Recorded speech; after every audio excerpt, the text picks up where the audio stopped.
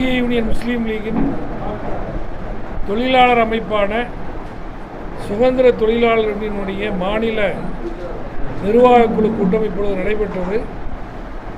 சிறப்பு விருந்தினராக எஸ்டியு தொழிலாளர் யூனியனுடைய தேசிய தலைவர் அகமது குட்டி ஒண்டிக்குளம் உள்ளிட்ட நிர்வாகிகள் நாங்களும் பங்கேற்றோம். இதில் சில முக்கியமான முடிவுகளை எடுத்திருக்கின்றோம்.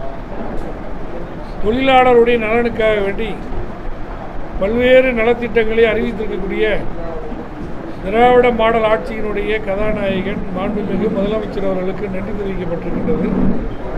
அத்தோடு தொழிலாளர் நல சம்பந்தமாக சில தீர்மானங்களையும் மாநில அரசுக்கு நாங்கள் வலியுறுத்தியிருக்கின்றோம். அந்த தீர்மானங்களை எல்லாம் கனிவோடு மாநில அரசாங்கம் நிறைவேற்றும் என நாங்கள் நம்புகின்றோம். அதை முறையாக நாங்கள் மாநில அரசாங்கத்தை நாங்கள் வலியுறுத்தி சொல்ல இருக்கின்றோம்.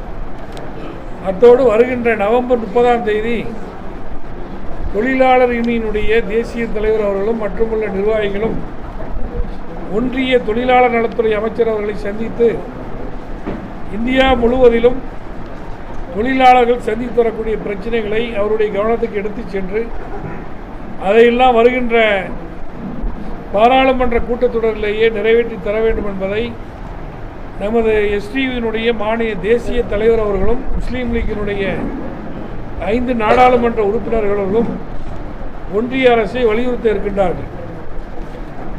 சுதந்திர தொழிலாளர் யூனியன் முஸ்லீம் லீக்கினுடைய தொழிலாளர் யூனியன் சார்பாக வருகின்ற டிசம்பர் மாதம் 5 மண்டல கூட்டங்கள் நடக்க இருக்கின்றது.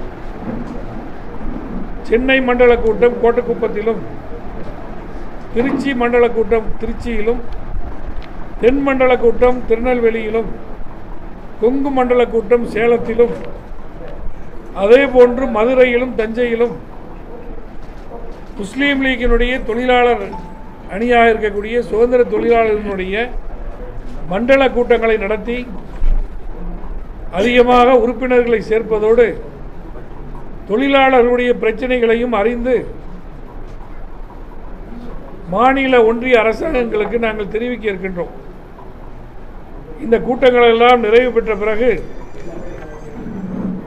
எங்களுடைய தொழிலாளர்களினுடைய மாநில பிரதிநிதிகள் மாநாடு மே 1ஆம் தேதி தலைநகர் சென்னையிலே நடக்க இருக்கின்றது.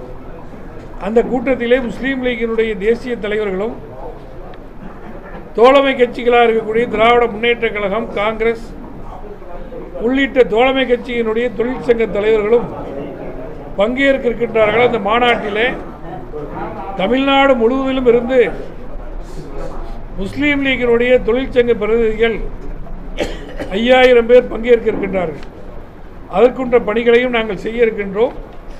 விரைவாக முஸ்லீம் லீக்கினுடைய தொழிற்சங்கத்தை ரயில்வே யூனியனிலும் நாங்கள் துவங்க இருக்கின்றோம் அடுத்த மாதம். இப்படி பல்வேறு தீர்மானங்களை நாங்கள் நிறைவேற்றிருக்கின்றோம். அத்தோடு அரசியல் சூழ்நிலையை பொறுத்தவரை நடைபெற்று முடிந்த இந்த தேர்தலில் வயநாடு தொகுதியிலே மாபெரும் வெற்றி பெற்றிருக்கக்கூடிய பிரியங்கா காந்தி அவர்களுக்கு நன்றி தெரிவிக்கப்பட்டிருக்கின்றது. இந்தியா கூட்டணி வெற்றி பெற்றிருக்கக்கூடிய ஜார்க்கண்ட் மாநில முதலமைச்சருக்கு நன்றி தெரிவிக்கப்பட்டிருக்கின்றது. மற்ற இடங்களிலும் வெற்றி பெற்றவர்களுக்கு வெற்றி இழந்தவர்களுக்கும் வாழ்த்துக்களை தெரிவித்திருக்கின்றோம். மொத்தத்திலே தொழிலாளர்களுக்கு எதிராக இருக்கக்கூடிய ஒன்றிய பாஜக ஆட்சியை ஆட்சி கட்டில் இருந்து இறக்கினால்தான் தொழிலாளர்கள் முன்னேறுவார்கள் என்ற அடிப்படையில் இந்தியா கூட்டணியை பலப்படுத்துவதற்கு, அது வலிமை சேர்ப்பதற்கு இந்திய யூனியன் முஸ்லீம் லீக்கினுடைய தொழிலாளர் யூனியனாக இருக்கக்கூடிய சுதந்திர தொழிலாளர் யூனியன் சார்பாகவும் பரப்புரை மேற்கொள்வது, மக்கள் நலத்திட்டங்களை செயல்படுத்துவதோடு மக்கள் விரோத ஒன்றிய அரசினுடைய அவலங்களையும் எடுத்துச் செல்லக்கூடிய பணிகளையும் மேற்கொள்வதென நாங்கள் தீர்மானித்திருக்கின்றோம். இன்னைக்கு கூட்டத்தில் இதுதான் முக்கியமான தீர்மானம். இதில்